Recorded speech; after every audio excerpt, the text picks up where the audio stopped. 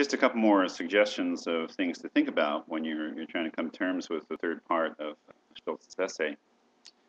You may remember that we read Glenn Gray's idea of death and existentialism earlier in the semester, the notion of what that view was, what that idea was.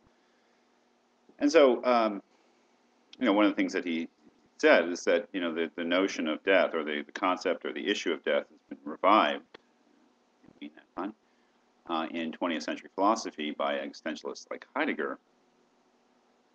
So it would seem that, and it's more of a theme than it was, and he gives certain reasons for why it wasn't thematic in earlier philosophy, because of certain metaphysical considerations. So it would seem that, Schulz, in characterizing the contemporary view of death, and certainly 20th century being pretty close, writing 70s, he has to take into account what existentialists like Heidegger had to say about death, and his message seems to be that their analyses are interesting and valid in their own terms, and he mentions Jean-Paul Sartre too, but that they're failures, that they fail to really capture the essence of the modern view of death. Both Heidegger and Sartre, the differences of opinion are purely abstract, and they both, in a way, miss the point. Why is that? Well, especially Heidegger, of course, death was right at the center of his idea of what authentic being had to be, and that a consciousness of death, our own personal death, was absolutely necessary in order for us to truly be alive, or truly be persons or selves. And so how could he have missed the point? Well, seemingly where the existentialists miss the point is in failing to recognize that death is, first of all, not just a personal occurrence, that our consciousness of death is not solely our consciousness of our own finitude and mortality. That is, first of all, that death is, as he calls it, Schulz calls it, on page 483, a worldly event. He says, death cannot, in fact, be thematized from existential temporality alone. It is also a worldly event. So this, of course, has to do with my experience of time as well. That is, and my experience of the deaths of others. So the existentialist view is too subjective, in egotistic and individualistic. The notion that the reality of death is my death misses the idea that everything dies. And that, moreover, my initial introduction to death is not through an awareness of my own finitude, my own inevitable end, my own death, but it's the experience of the death of others. And here, of course, are deep connections with Paul Landsberg's idea about death. The essential experience of the death of a friend, the death of a neighbor, the death of a loved one, to understand what death is in its essence. It's absolutely necessary. So that he actually mentions a couple times in this essay, an essay by a great German language 20th century philosopher, Max Scheler, called Death and the Afterlife, which is untranslated, as far as I know, otherwise we would be reading it.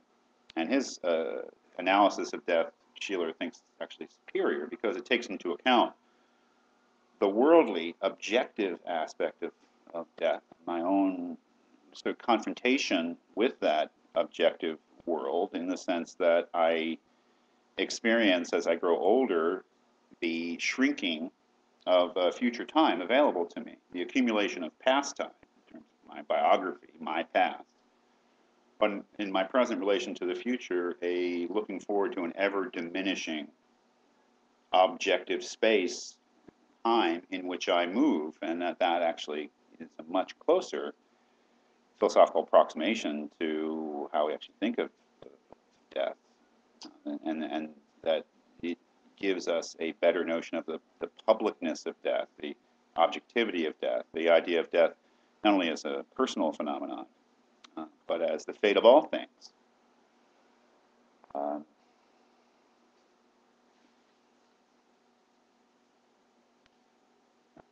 So what's the fault of Heidegger and Sartre? That he says on page 43, these thinkers begin their analyses of death always from the self, that is, in each case, mine as an isolated individual. Therefore, as he says on page 44, none of these three determinations, dyingness in general, the death of others, and my death, are however positive for themselves. Rather, all of them are to be mediated with each other. That is, I recognize dyingness in general, that everything is transitory, the death of others, that other human beings are transitory, that they die, and my own death, that I am transitory, that I die, that these things are all mediated by each other, that as I understand all of them by means of the others, and none of them do I understand in isolation. We understand our own death through the deaths of others. We understand the deaths of others through our own death, and so there's no primacy of any one of them. It's a general recognition of transitoriness on all levels.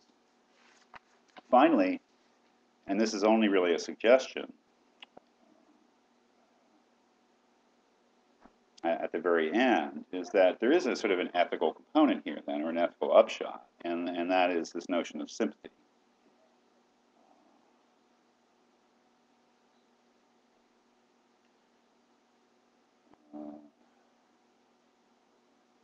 He says at the very end, this dialectic, back and forth, in which I look away from myself to others and from others to myself, uniting us under the universal lot of transitoriness, is no solution to the problem of death, not even a recipe against the fear of death. But the possibility of a resigned acquiescence that stands opposite of both tendencies at work today, the struggle against violent death over against the help for the dying, indicates certainly here that they can be taken up in their positivity without falling into the illusion that death can be abolished, and that the fear of death is an archaic remnant and in itself irrational. Both these tendencies find their foundation in the thought of a universal sympathy that binds me to all living things. That is, that the recognition of my own transitoriness being reflected in the world in general, and especially in other people,